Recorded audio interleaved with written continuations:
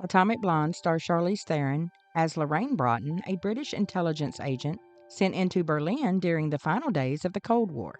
From the moment that Lorraine meets Delphine Lasalle, played by Sofia Boutella, the attraction is immediate.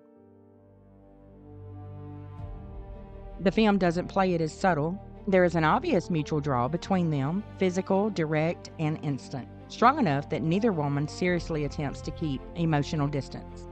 This connection between the two ladies isn't teased. It's established early on during the film. Lorraine arrives in Berlin controlled and guarded. She's highly trained, very physical, formidable, and clearly capable of surviving violence. The film makes her competence obvious almost immediately. She doesn't glide through danger. She gets hit, she gets tired, she adapts, and she keeps moving.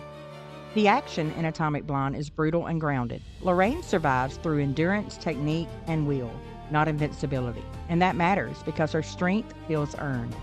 Delphine, on the other hand, operates differently. She's already embedded in the city, intelligent, observant, and perceptive. She understands Berlin's intelligence networks and the risk that comes with visibility. What she doesn't have is protection if something goes wrong. That imbalance exists before their relationship ever begins. Now, the story is set in the late 1980s Berlin, just before the fall of the wall, a city defined by division, surveillance, and instability. And the era matters. There's no digital distance, no erased mistakes, meetings happen face to face, and everything else feels temporary in this movie. Every interaction carries urgency, and the urgency accelerates the connection between Lorraine and Delphine. And to be honest, they don't behave like people who expect time. Their relationship begins through work, but it doesn't stay there. Lorraine chooses Delphine as her local contact for access and navigation, but attraction pushes them closer almost immediately. Professional cooperation turns into intimacy before either woman fully pauses to calculate the risk. Delphine's feelings become unmistakable when she shows up at Lorraine's apartment unannounced. This only ends one way. What are you talking about? She didn't come for intelligence, not for the mission. She came to see Lorraine.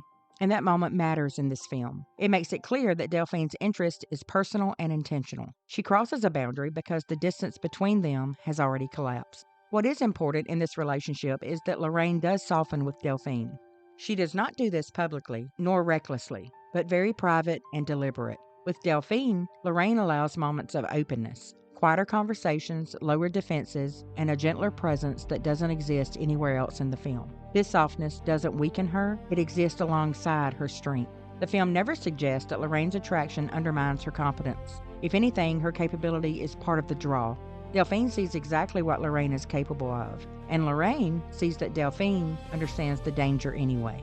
As pressures increase and scrutiny tightens, the relationship in the movie becomes more than personal. It becomes exposure. The film makes it clear that Lorraine is affected by what follows from this connection. Her reaction later shows that this was not a convenience or a distraction or a performance for her. The feelings were real between the two ladies, and that matters because there are critics that do not consider Atomic Blonde a lesbian movie. This isn't a relationship that was undone by a lack of care on either part. It's shaped and limited by surveillance, imbalance, and a system that does not tolerate attachment. Lorraine has mobility, and Delphine does not. Atomic Blonde never questions whether Lorraine and Delphine were drawn to each other. It shows very clearly that they were.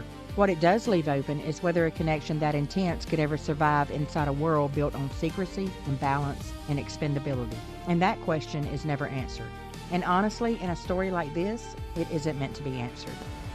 Wouldn't you say deep down, we're all just searching for the same thing?